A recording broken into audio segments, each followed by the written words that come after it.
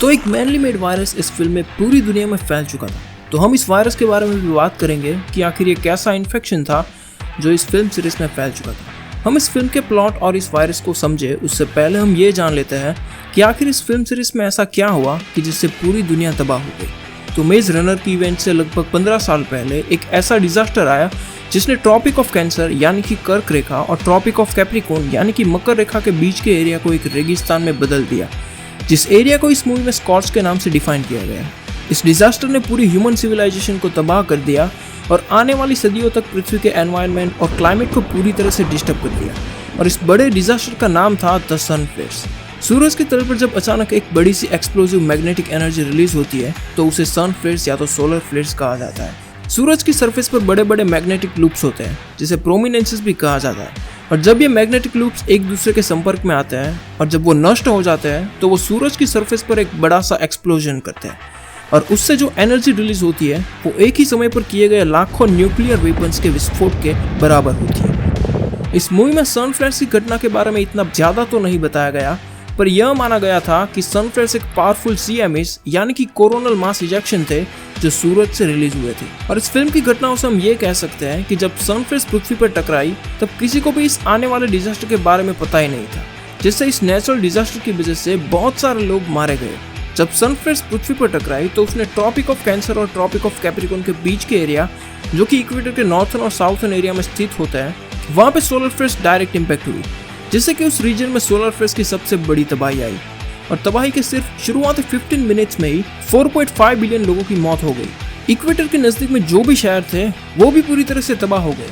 ये डिजास्टर बाद में अपने साथ सुनामी, बड़े बड़े तूफान और एक्सट्रीम हीट लेकर आया, जिससे कि और भी बिलियंस लोग मारे गए। इस इवेंट की वजह से पृथ्वी की मैग्नेटिक फील्ड्स भी पूरी तरह से डिस्टर्ब हो चुकी थी, जिससे कि रेडिएशन भी आगे बढ़ते बढ़ते सरफेस तक पहुंच चुका था। क्लाइमेट चेंज के साथ रेडिएशन भी मिल गया, जिससे कि सारे पेड़ पौधे तबाह हो गए और जानवरों को भी इस डिजास्टर ने निगल लिया। रेडिएशन बढ़ने की वजह से पोलर आइस कैप भी पिघलने लगी, जिससे कि समुद्र का स्तर बढ़ने लगा और वर्ल्ड के कई सारे पार्ट्स, खास करके यूरोप के हिस्से, बाढ़ में बह गए। सोलर फ्लेयर्स के एरिया में आने वाली सभी कंट्रीज जैसे कि मैक्सिको और इंडिया पूरी तरह से तबाह हो गई। और जो भी कंट्रीज इसके डायरेक्ट इम्पैक्ट में नहीं आई उसे भी इस इवेंट के नेचुरल और एनवायरमेंटल डिजास्टर का सामना करना पड़ा। कम्युनिकेशन की सभी चीजें इस डिजास्टर की वजह से तबाह हो गई। इस इवेंट के बाद अब भी स्कॉच में कुछ सर्वाइवर्स बचे हुए थे जो इस बंजर भूमि में जैसे तैसे रह रहे थे। वहीं गवर्नमेंट्स के लोगों ने इकट्ठा होकर एक पोस्ट फ्लेयर कोलिशन नाम का संगठन बनाया, जिसका गोल सन फ्लेयर्स से हुए प्रॉब्लम्स का सॉल्यूशन खोजना था। सन फ्लेयर्स के 6 महीने बाद इस संगठन ने अपना सर्वे कंप्लीट किया और एक स्पेशल कॉन्फ्रेंस में रिवील किया कि यहाँ पे खाने और पीने की चीजें साथ ही रहने की जगह 1.4 बिलियन लोगों के लिए सफिशिएंट नहीं है। सिर्फ 70% जितने लोग यानी कि 980 मिलियन जितने लोगों के लिए ही खाने और बाकी की चीजें बची हुई है, जिससे उन्होंने बाकी के 30% यानी कि 420 मिलियन लोगों को एक वायरस से मारने का डिसाइड किया, जो लोगों में ब्रेन थ्रू फैलेगा और उन्हें पेनलेसली मार देगा। उन्होंने इस वायरस को साउथ कैरोलिना में एयरबोर्न करके फैलाया, पर उन्होंने अपनी रिसर्च ठीक से नहीं की, जिससे कि ये वायरस म्यूटेट होने लगा और महीने के अंदर एक ग्लोबल पैंडेमिक बन गया। ये वायरस लोगों को ब्रेन थ्रू पेनलेसली मारने वाला था, पर ये डिजीज अनस्टेबल हो गया और म्यूटेट होकर सबसे बदतर तरीके से लोगों को ज़ॉम्बीज में बदलने लगा, जिसे इस मूवी में क्रैंक्स के नाम से बुलाया गया है। इस आउटब्रेक के बाद इसका इलाज खोजने के लिए विकेड ऑर्गेनाइजेशन को बनाया गया। 15 साल बाद ऐसी न्यू जनरेशन का जन्म हुआ जिन पर इस वायरस का कोई भी असर नहीं हुआ। वो सभी इस फ्लेयर वायरस से इम्यून थे। पूरी आबादी के सिर्फ 1% जितने लोग थे जो इस वायरस से इम्यून थे। उनकी बॉडी से इस वायरस को पार्शियली या तो पूरी तरह से उनकी एंटीबॉडीज में फैलने से रोक रही थी। इस न्यूबॉर्न जनरेशन को पकड़ लिया गया और उन्हें अलग अलग ट्रायल्स में रखा गया, जिससे कि वो लोग उनकी ब्रेन एक्टिविटीज को स्टडी कर सके और जान पाए कि आखिर ये न्यू जनरेशन इस वायरस से इम्यून कैसे है। उनकी ट्रायल्स का तरीका थोड़ा अजीब और खतरनाक था, तो हम देखेंगे कि ये ट्रायल्स उन्हें कहां तक ले जाती है। अब हम बात करने वाला है इस फिल्म ट्रियोलॉजी की कंप्लीट स्टोरी के बारे में और बाद में हम इस वायरस को समझेंगे। तो स्टोरी की शुरुआत होती है एक ऐसे लड़के के साथ जो एक पिंजरे में तेजी से ऊपर की तरफ जा रहा था। ना तो उसे अपना नाम पता था, ना तो वो ये जानता था कि वो कहाँ पे है। जब वो तेजी से उस बॉक्स में आखिर ऊपर की तरफ पहुंच जाता है तो उसे अपनी चारों ओर टीनेजर्स का ग्रुप दिखाई देता है। वो लड़का उस पिंजरे से बाहर आता है और भागने लगता है, और जब वो अपनी चारों ओर देखता है तो उसे भागने का कोई भी रास्ता नहीं दिखाई देता। उसकी चारों ओर उसे जायंट वॉल्स दिखाई देती है। बाद में वो लोग उसे पकड़ लेते हैं और तब तक के लिए वहाँ की कोठरी में कैद रखते हैं जब तक कि वो शांत ना हो जाए। बाद में उसकी मुलाकात ग्रुप के लीडर एलबी और वहाँ के सेकंड इंचार्ज न्यूट से होती है। वो दोनों उन्हें इस जगह का सफर करवाते हैं और बताते हैं कि वो लोग यहाँ पे कैसे रह रहे हैं। बाद में वो यहाँ के एक बच्चे से मिलता है जिसका नाम चक था। फिर वो वहाँ की दीवार को देखता है और उस दीवार की तरफ आगे बढ़ता है। वो चक को पूछता है कि आखिर ये है क्या। वो उस दीवार की तरफ आगे बढ़ता है और अचानक गैली आकर उसे रोक लेता है। वो लड़का इन लोगों से आर्ग्यू करता है कि आखिर इस दीवार के पीछे है क्या जो वो लोग उसे वहाँ जाने से रोक रहे हैं। तभी अचानक वो दीवार भी बंद होने लगती है और अगर वो इस दीवार के अंदर चला जाता तो वो रात में ही यहाँ पे भटक जाता और वहाँ की किसी चीज से मारा जाता, पर उस ग्रुप ने उसे अंदर जाने से रोक लिया और उसे बचा लिया। फिर रात में सेलिब्रेशन के वक्त गैली उसे ग्रीनी चिढ़ाकर उसे लड़ने की चैलेंज करता है और उसे नया नाम शैंक देकर लड़ाई में और उकसाता है। लड़ते वक्त ग्रीनी नीचे गिर जाता है जिससे उसका सर जमीन से टकराता है और उसे अपना नाम थॉमस याद आ जाता है। वो ग्रुप को बताता है कि उसका नाम थॉमस है। अब सभी उसे थॉमस के नाम से बुलाने लगते हैं। थॉमस को रियलाइज होता है कि यहाँ से बाहर निकलने का कोई भी रास्ता नहीं है, तो वो ग्रुप के साथ मिलकर उनकी डेली एक्टिविटीज में उनकी मदद करने लगा। मदद करते वक्त न्यूट उसे फर्टिलाइजर लाने के लिए कहता है, जिससे वो वहाँ के जंगल जैसे इलाके में फर्टिलाइजर लेने के लिए जाता है और रास्ते में उसे एक कब्र मिलती है। तभी वहाँ का एक रनर उस पर अटैक कर देता है जो इस वायरस से इन्फेक्टेड हो चुका था। उसे थॉमस के बारे में अब भी पता था, पर वो इस इन्फेक्शन से अपने आप को रोक ही नहीं पाया। थॉमस फिर उससे बचकर वहाँ से बाहर निकल जाता है और न्यूट उस लड़के को मारकर उसे बचा लेता है और बाकी के मेंबर्स भी साथ में उस लड़के को कस के पकड़ते हैं और बाद में उस इन्फेक्टेड लड़के को उस दीवार के पीछे भेज देते हैं। दूसरे दिन मीनो और एल्बी उस मेज में रास्ता ढूंढने के लिए चले जाते हैं और पूरा दिन होने के बाद भी वो लोग वापस ग्लेड में नहीं आते। पूरा ग्रुप दीवार के पास उन दोनों की राह देखता है और आखिर में उन्हें मीनो दिखाई देता है जो एल्बी को अपने कंधों पर लेकर आ रहा था। एल्बी को वहाँ की क्रिएचर ग्रीवर का डंक लगा हुआ था जिससे कि वो उस डंक से इन्फेक्टेड हो चुका था और तभी वो दीवार भी क्लोज होने लगती है और थॉमस उस दीवार के अंदर उन दोनों के साथ उनकी मदद करने के लिए चला जाता है। वो दरवाजे भी बंद हो जाते हैं और तीनों वहीं पे मेज में उन क्रिएचर का शिकार बनने के लिए फंस जाते हैं। मीनो उसे यहाँ आने का शुक्रिया करता है और कहता है कि अब वो तीनों यहाँ पे साथ में मरेंगे और रात के समय ग्रीवर्स को इस मेज में रिलीज किया जाता है जिससे कि वो यहाँ पे फंसे हुए ग्लेडर्स को मार सके। थॉमस एल्बी को बेल के जरिए ऊपर छिपा देता है और मीनो उन दोनों को यहीं पे छोड़कर चला जाता है जिससे कि वो क्रिएचर थॉमस के पीछे पड़ता है और जैसे ही सुबह होना शुरू होती है तो यहाँ की दीवार भी शिफ्ट होने लगती है।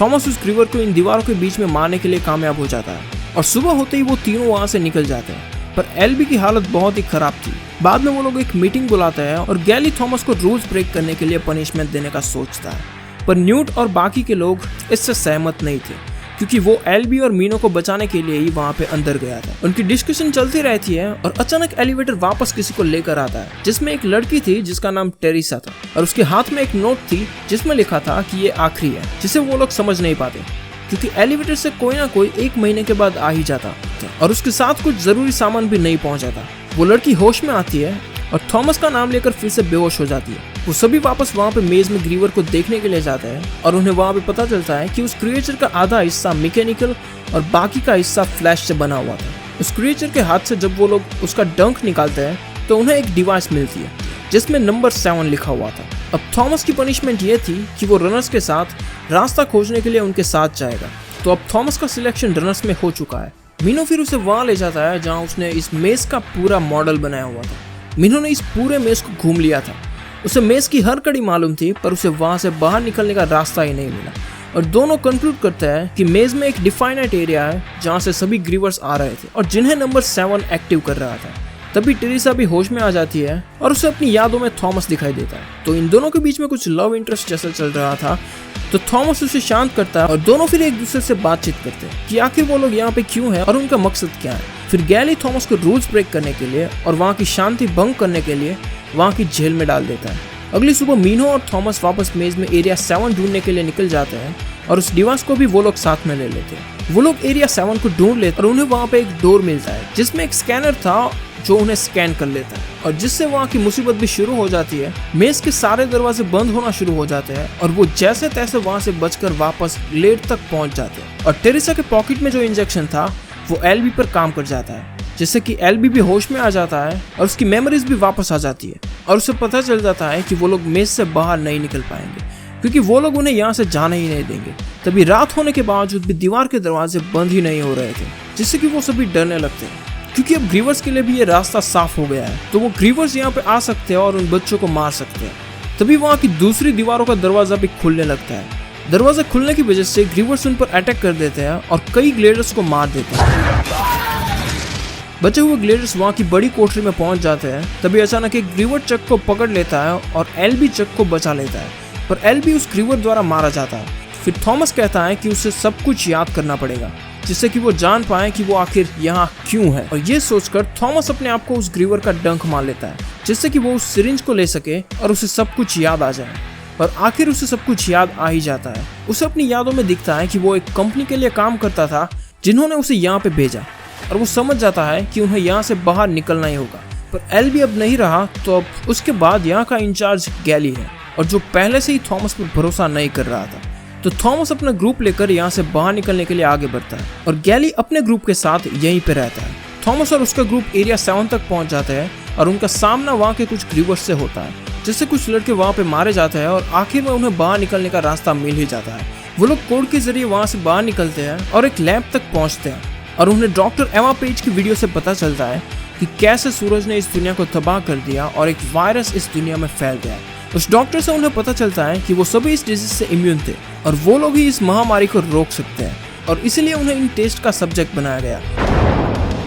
जब वो लोग यहाँ से बाहर जा रहे थे तो उन्हें सामने गैली बंदूक से थॉमस पर निशाना बनाए दिखाई देता है, और मीनो भी अपनी भाला के साथ तैयार था। गैली ट्रिगर दबाता है और चक बीच में आकर मारा जाता है, और मीनो गैली की छाती में अपनी भाला घुसा देता है, और थोड़ी ही देर में उस कंपनी की आर्मी फोर्स भी वहाँ पे पहुँच जाती है और उन्हें बचा लेती है। वो उन लोगों को वहाँ से हेलीकॉप्टर से बाहर निकालती है, और वो लोग उन्हें स्कॉच के ऊपर से एक अननोन डेस्टिनेशन पर ले जा रहे थे। और यहीं से हमारी स्टोरी का दूसरा पार्ट द मेज रनर स्कॉच ट्रायल्स शुरू हो जाता है। और इसकी शुरुआत होती है थॉमस के ड्रीम से, जहाँ उसे अपनी माँ दिखाई देती है जो थॉमस की सेफ्टी के लिए उसे वहाँ की आर्मी को सौंप देती है। और थॉमस फिर अपने आप को वापस उस एलिवेटर में पाने का एक बुरा सपना देखता है जो उसे वापस उस मेज में ले जा रहा था। फिर जैसे ही थॉमस की आंख खुलती है तो उसे अपने आसपास गोलियों की आवाज सुनाई देती है, क्योंकि तभी ज़ॉम्बीज़ ने भी उन पर अटैक कर दिया था।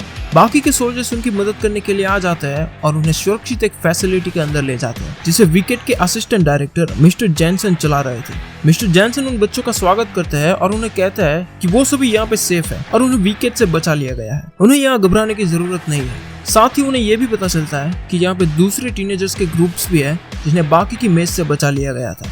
तभी थॉमस टेरेसा को देखता है जिसे दूसरी टेस्ट के लिए वहां से ले जा रहे थे, और जब थॉमस उसे देखने के लिए जाता है तो वहां की सिक्योरिटी उसे रोक लेती है। तो थॉमस यहीं से उन लोगों पर शक करने लगता है। बाद में सभी ग्रुप्स को कैंटीन में इकट्ठा किया जाता है और जैनसन बाद में एक एक करके इन टीनेजर्स का नाम बोलता है और उन्हें बताता है कि इन सभी बच्चों को एक सेफ जगह पर पहुंचाया जा रहा है और बाकी के लोगों को भी वो लोग यहाँ से उनका नंबर आने पर ले जाएंगे। सभी बच्चे खुश होते हैं क्योंकि वो सभी एक सेफ जगह पर जा रहे थे, पर कॉर्नर में बैठा हुआ एक लड़का इन चीजों से इतना भी खुश नहीं था।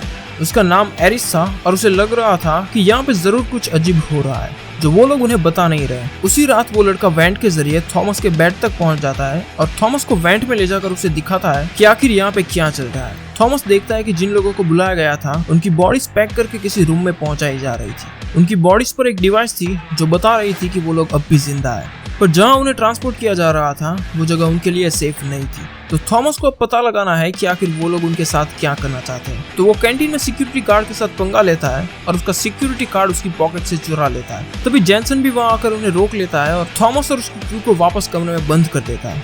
थॉमस अपने दोस्तों को अपना प्लान बताता है और एरिस के साथ वापस उस वेंट में जाकर उस रूम तक पहुंच जाता है। उन्हें वहाँ पे वो सिलेक्टिव बच्चे दिखाई देते हैं जो बेहोशी की हालत में किसी मशीन से बंधे हुए थे और जिन पर वो लोग एक्सपेरिमेंट कर रहे थे। वहाँ पर एरिस की ग्रुप की मेंबर रिचल भी थी जिसे पहली रात से ही वहाँ से ले जाया गया था। तभी अचानक उन्हें दरवाजा खुलने की आवाज सुनाई देती है जहाँ से जैनसन और उसका चमचा वहाँ पे किसी से बात करने के लिए आते हैं और जब थॉमस उनकी वीडियो कॉल स्क्रीन को देखता है तो उन्हें वहाँ पे डॉक्टर एवा पेज दिखाई देती है जो अब भी जिंदा थी और वो जैनसन को कहती है कि उन्हें जो भी टेस्ट करना है वो जल्द ही करना पड़ेगा पर उन बच्चों को दर्द पहुंचाए बिना, और उसकी शुरुआत उन्हें थॉमस के ग्रुप से करनी होगी। थॉमस और एरिस जल्दी से वापस अपने दोस्तों के पास पहुंच जाते हैं और उन्हें वार्न करते हैं कि जैनसन उन्हें लेने आ रहा है। फिर हमें एक डेंजरस एस्केप सीन देखने मिलता है और वो लोग टेरेसा को भी अपने साथ लेकर वहाँ से निकल जाते हैं। एरिस को पता था कि यहाँ से बाहर कैसे निकला जाता है, तो वो पहले से ही दूसरे बंदे के साथ सेपरेट हो गया और आखिर में उन लोगों को बचा लिया और इस बड़े चेस के बाद वो फाइनली उस फैसिलिटी से बाहर निकल जाता है। पर अब खतरा यहाँ पे स्कॉच में है क्योंकि अब उनका सामना होने वाला है ज़ॉम्बीज़ से। वो लोग इस रेगिस्तान में स्टॉर्म की वजह से उस सर्च टीम से बच जाते हैं और वहाँ पे किसी बिल्डिंग में छिप जाते हैं जो पूरी रेत से ढकी हुई थी। फिर वो लोग जरूरी सामान ढूंढने के लिए उस बिल्डिंग में सेपरेट हो जाते हैं। तभी मीनो और थॉमस को पता चलता है कि यहाँ पे इलेक्ट्रिसिटी मौजूद है और वायर्स फॉलो करते करते वो लोग वहाँ के जनरेटर तक पहुँच जाते हैं और मीनो उस जनरेटर को चालू कर देता है और इलेक्ट्रिसिटी वापस आ जाती है और वहाँ के ज़ॉम्बीज भी अलर्ट हो जाते हैं और बाद में बड़ा सा ज़ॉम्बीज का ग्रुप उनके पीछे पड़ता है। सभी लोग वापस रीग्रुप हो जाते हैं और यहाँ से बाहर निकलने के लिए दरवाजे की तरफ भागते हैं। एक बंदा ज़ॉम्बीज के हाथों में आ जाता है और वो लोग उसे इन ज़ॉम्बीज से बचा लेते हैं और भागकर वहाँ पे छिप जाते हैं जिससे कि ज़ॉम्बीज भी उनके पीछे ना पड़े। अगले दिन सुबह होने के बाद जब वो लोग यहाँ से बाहर निकल रहे थे तो विंस्टन जो ज़ॉम्बीज के हाथों में आ गया था उसके लिए ये सुबह ठीक नहीं रहती। उसे कफ हो गया था और उसके शरीर में भी दर्द हो रहा था। वो नीचे गिर जाता है और वो लोग उसे उठाकर इस रेगिस्तान में आगे बढ़ते हैं। वो सभी एक ऐसे लोगों के ग्रुप की तरफ जा रहे थे जो पहाड़ों में छिपे हुए थे जिसे द राइट आर्म के नाम से जाना जाता है और जो विकेट के खिलाफ था। वो सभी आराम करने के लिए किसी जगह पर रुकते हैं और तभी विंस्टन भी पूरी तरह से बीमार हो चुका था। वो खांसने लगा और उसके शरीर का दर्द भी ज्यादा हो गया। वो बाद में उन्हें बताता है कि ये वायरस उसके शरीर में फैल रहा है। उसके ऑर्गन्स इस वायरस की वजह से पूरी तरह से खराब हो चुके थे और उसके पास मरने के अलावा और कोई भी रास्ता नहीं था। तो वो लोग उसे गन दे देते हैं और विंस्टन उन्हें यहाँ से जाने के लिए कह देता है। जैसे ही वो लोग उसे अलविदा कहकर वहाँ से निकल जाता है तो विंस्टन उस गन से अपने आप को शूट कर देता है और गोली की आवाज सुनकर वो लोग भी समझ जाते हैं कि अब विंस्टन नहीं रहा। रात के समय आराम के वक्त वो रियलाइज करता है कि अगर विंस्टन पर इस वायरस का असर हो सकता है तो उन लोगों पर भी ये वायरस असर कर सकता है। दूसरे दिन वो सभी उस कॉच में आगे बढ़ते हैं और उनके पास पानी भी खत्म हो गया था और साथ ही वो लोग थक चुके थे तो वो आराम करने के लिए वहीं पे सो जाते हैं। जैसे ही थॉमस की आंख खुलती है तो रात में उसे वहाँ पे थोड़े ही दूर नजदीक में लाइट्स जलती हुई दिखाई देती है। वो सभी को जगाता है और तभी तूफान की टाइमिंग भी सही होती है और एटमॉस्फेयर डैमेज होने की वजह से ये तूफान कोई मामूली तूफान नहीं था। वहाँ पे लाइटनिंग सोना शुरू हो जाती है और वो सभी उस जगह की तरफ भागते हैं। भागते भागते मीनो के नजदीक में लाइटनिंग स्ट्राइक होती है। वो लोग उसे ड्रैग करके उस बिल्डिंग के अंदर ले जाते हैं। बाद में वो लोग मीनो को होश में लाते हैं और उस बिल्डिंग के अंदर एक अजीब सी बदबू भी आ रही थी और वहाँ पे काफी अंधेरा था। तभी आगे बढ़ते वक्त अचानक उन्हें वहाँ पे ज़ॉम्बीज दिखाई देते हैं जो उस बिल्डिंग में चेन से बंधे हुए थे। वहाँ पे उन्हें एक लड़की दिखाई देती है जिसका नाम ब्रेंडा था जो दरवाजे से उन ज़ॉम्बीज के बीच से एंट्री मारती है और उन्हें पूछती है कि उनके पालतू कुत्ते उन्हें कैसे लगे। ब्रेंडा उनसे सवाल पूछने के लिए उन्हें उनके कैंप से ले जाकर उनके लीडर हॉर्गे तक ले जाती है। हॉर्गे उन्हें सवाल करता है कि आखिर वो यहाँ पे क्यों है और उन्हें आखिर माउंटेन्स के कोस्ट यानी कि द राइट आर्म के ग्रुप तक क्यों जाना है। फिर उनके नेक पे लगे हुए चिप से उन्हें पता चलता है कि वो लोग विकेट से आए हैं और जो उनके लिए वाकई में फायदेमंद है और उन्हें चेन से बांधकर उल्टा लटका देते हैं। टेरिसा आखिर स्विंग होकर उस मैकेनिज्म को रिलीज कर देती है और उस चेन से निकलकर बाकी के अपने दोस्तों को भी बचा लेती है। तभी विकेट भी वहाँ पर पहुंच जाता है और उन्हें घेर लेता है। हॉर्गे का एक बंदा उन्हें रोक लेता है और जेनसन को बता देता है कि वो उन बच्चों को उनके पास लेकर आ रहा है। पर तभी ब्रेंडा भी वहाँ पर पहुंच जाती है और उस बंदे को मारकर उन्हें बचा लेती है। हॉर्गे अपना स्पेशल सॉन्ग चालू करता है और उन बच्चों के साथ उस बिल्डिंग से बाहर निकल जाता है। पर ब्रेंडा वापस जाती है कुछ लेने के लिए और उसके पीछे पीछे थॉमस भी वहाँ पे फंस जाता है।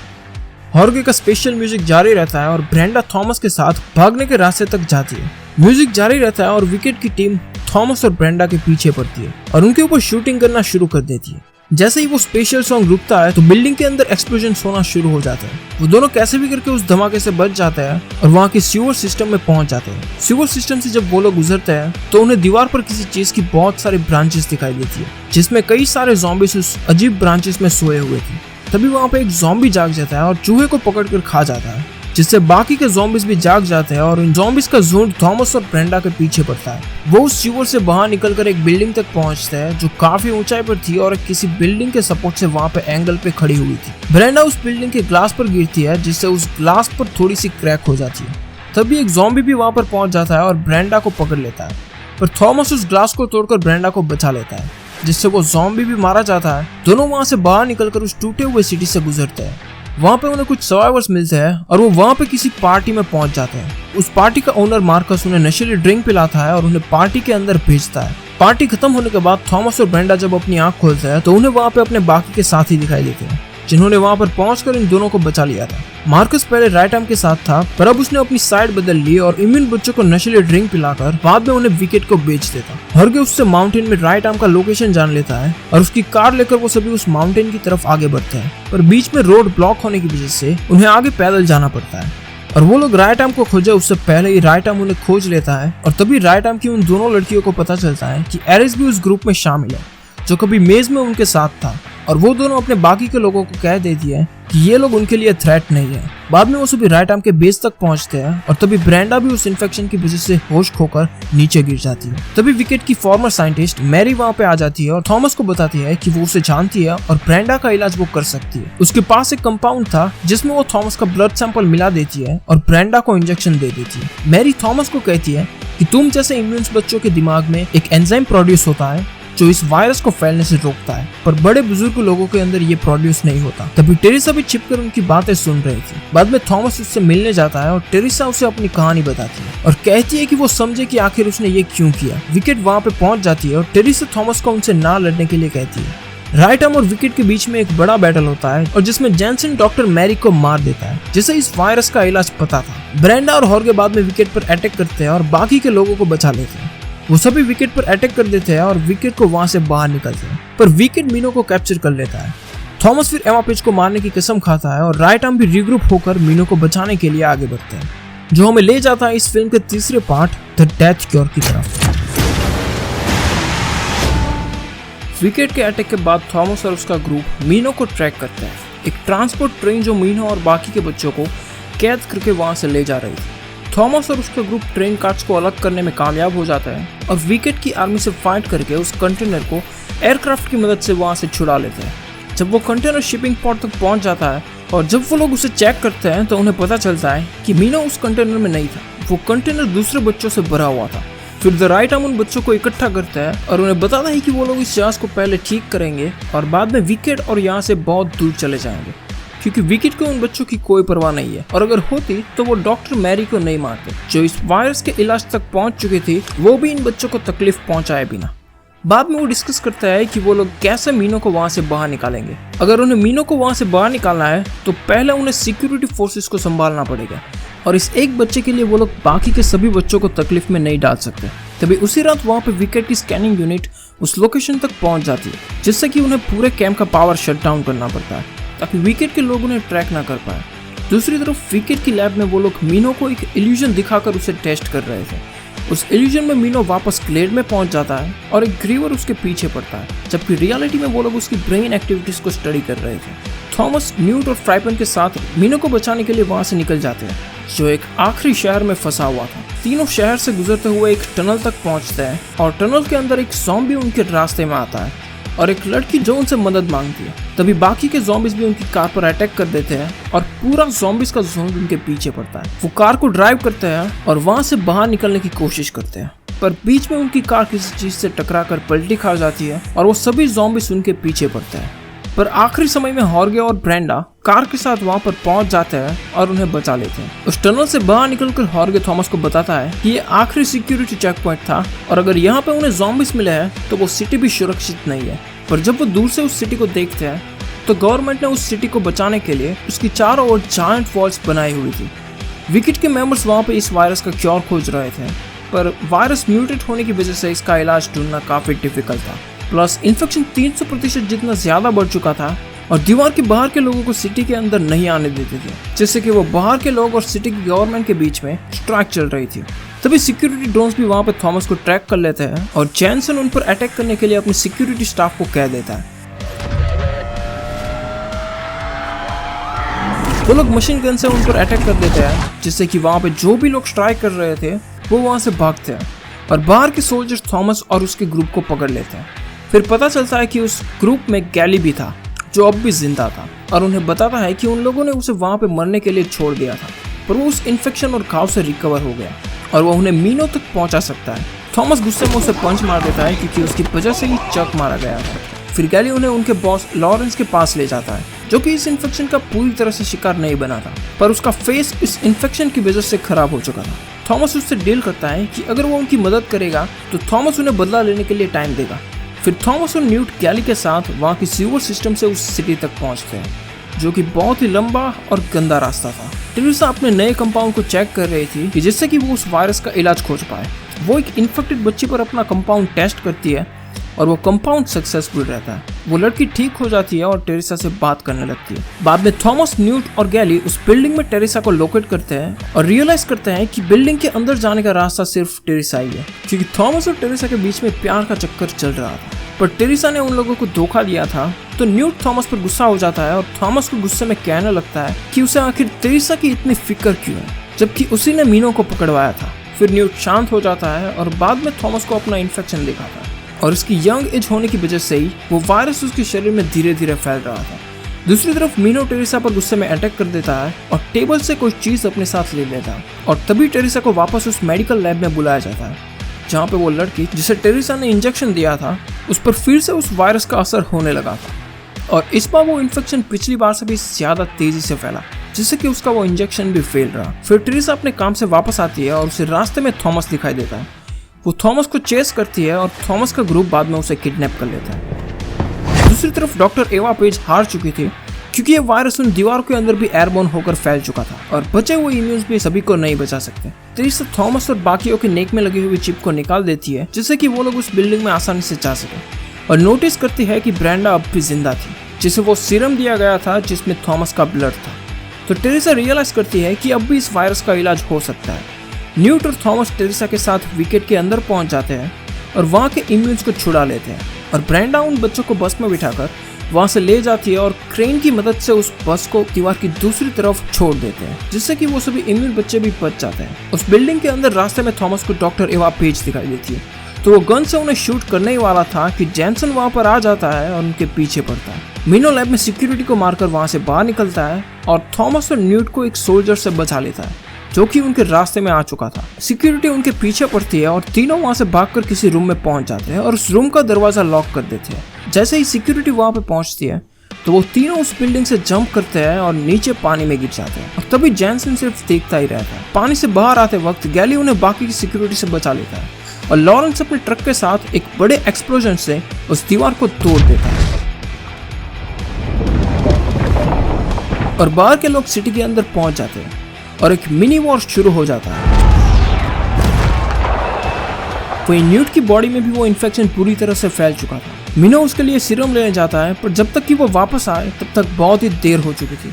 न्यूट थॉमस के साथ जबरदस्ती फाइट करता है और आखिर फाइट के दौरान अपने आप को ही चाकू मार देता है क्योंकि इन्फेक्शन की वजह से वो भी ज़ॉम्बी में बदलने वाला था। और तभी टेरेसा भी थॉमस के ब्लड को चेक कर रही थी जिससे कि वो इस वायरस का इलाज खोज पाए और आखिर में उन्हें पता चल जाता है कि थॉमस का ब्लड ही इस वायरस का इलाज है। थॉमस फिर गुस्से में उस बिल्डिंग के अंदर जाता है और डॉक्टर पेज से मिलता है और वो डॉक्टर उसे बताती है कि उसका खून ही उस वायरस का इलाज है जो कि पूरी तरह से इस वायरस को नष्ट कर देता है। पर जैनसन वहां पर पहुंच जाता है और डॉक्टर पेज को मारकर थॉमस को बेहोश कर देता है।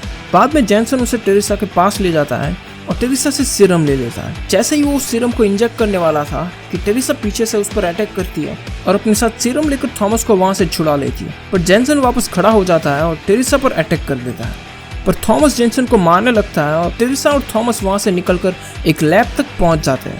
टेरेसा जैनसन को डिस्ट्रैक्ट करती है और थॉमस उस ज़ॉम्बी रूम के ग्लास को ब्रेक कर देता है जिससे वो सभी ज़ॉम्बीज जैनसन पर अटैक कर देते हैं और टेरेसा और थॉमस वहां से निकलकर छत पर पहुंच जाते हैं। टेरेसा थॉमस को एयरक्राफ्ट में बिठाने के लिए कामयाब हो जाती है पर उस वॉर की वजह से बिल्डिंग डिस्ट्रॉय हो जाती है और टेरेसा की स्टोरी का दी एंड यहाँ पे हो जाता है। वैसे वो अपने आप को बचा सकती थी पर उसके लिए यही सही था। बचे हुए इम्यून्स फिर एक आइलैंड तक पहुंचते हैं जहाँ पे वो एक नई जिंदगी की शुरुआत करते हैं। तो इस मूवी में फ्लेयर वायरस ने पूरी दुनिया को सदियों के लिए बर्बाद कर दिया। तो ये थी पूरी कहानी। अब बात कर लेते हैं इस वायरस के बारे में। तो जैसे कि मैंने पहले बताया कि सनफ्लायर्स की इवेंट के बाद पीएफसी ने ये वायरस पॉपुलेशन कंट्रोल करने के लिए फैला दिया था पर उन्होंने अपनी रिसर्च अच्छे से नहीं की और ये वायरस बाद में एक ग्लोबल पैंडेमिक बन गया। जो वायरस लोगों को ब्रेन थ्रू पेनलेसली मारने वाला था वो वायरस अनस्टेबल हो गया और म्यूटेट होकर लोगों को दर्द पहुंचाकर उन्हें ज़ॉम्बीज में बदलने लगा। तो पीएफसी ने ये वायरस बिना वैक्सीन खोजे ही फैला दिया जिससे कि वायरस तेजी से फैलने लगा और जिससे कि ह्यूमैनिटी भी पूरी तरह से तबाह हो गई। और इस वायरस का मोर्टेलिटी रेट इतना ज्यादा था कि जिसे कंट्रोल करना पीएफसी के लिए पॉसिबल ही नहीं था और वैक्सीन के बिना ही इस वायरस को रिलीज करना, जबकि उन्हें पता था कि इससे वो लोग लाखों लोगों को मारने वाले थे। तो ह्यूमैनिटी का अंत तो यहाँ पे होने ही वाला था। तो वैक्सीन खोजने के बाद अगर ये वायरस रिलीज किया होता तो यहाँ का माहौल कुछ अलग ही होता और साथ ही ये वायरस एयरबोर्न था तो इसका इन्फेक्शन रेट तो आसमान छूने ही वाला था। ये वायरस सनफ्लायर्स की इवेंट के बाद फैलाया गया था जिससे कि सभी लोग इस वायरस को द फ्लेयर वायरस के नाम से बुलाने लगे, जिसका एक्चुअल नेम वायरस VC321XB47 है। तो अब बात कर लेते हैं कि ये वायरस आखिर ह्यूमन बॉडी में फैलता कैसे है और इसके सिम्टम्स क्या है। तो जैसे ही कोई पर्सन इस वायरस का शिकार होता है तो उसके शरीर में बाइट या तो डंक की वजह से बहुत सारी सूजी हुई ब्लैक वेन्स स्प्रेड होना शुरू हो जाती है। और अगर स्क्रैच या तो बाइट बॉडी के किसी मेजर ऑर्गन्स या तो मेजर ब्लड वेसल्स पर अटैक करता है तो इन्फेक्शन उस केस में तेजी से फैलता है। जैसे कि विंस्टन के स्टमक की स्क्रैच, जो इन्फेक्शन उसकी इंटरनल सिस्टम में सिर्फ एक ही दिन में फैल गया, जबकि वो एक छोटी सी स्क्रैच थी और यहाँ पे उसकी सभी ब्लड वेसल्स तक ये इन्फेक्शन पहुंच चुका होगा, जिससे कि उसे ब्लैक ब्लड की वॉमिट हुई। और जो भी ब्लड हमें उसकी स्टमक स्किन पर देखने मिला, तो उससे हम ये कह सकते हैं कि इस वायरस ने उसके सभी ब्लड वेसल्स को डैमेज कर दिया होगा, जिससे कि यहाँ पे ब्लड की जमावट होना शुरू हो गई और यहाँ पे उस वेसल्स को स्टैंडर्ड ब्लड क्लॉट्स रिपेयर नहीं कर सकते। और अगर वो ब्लड क्लॉट्स टूट जाए तो वो उस पर्सन के लिए डेंजरस साबित हो सकता है। तो जैसे जैसे ये वायरस ब्लड थ्रू फैलेगा तो वो और भी ब्लड वेसल्स तक इन्फेक्शन फैलाएगा और आखिर में वो इन्फेक्शन लंग्स को अपना शिकार बनाएगा और ब्रेन तक पहुंच जाएगा। और तभी हमारी बॉडी भी जान जाती है कि उस पर अटैक हुआ है और हमारी डिफेंस सिस्टम अपना काम शुरू कर देती है।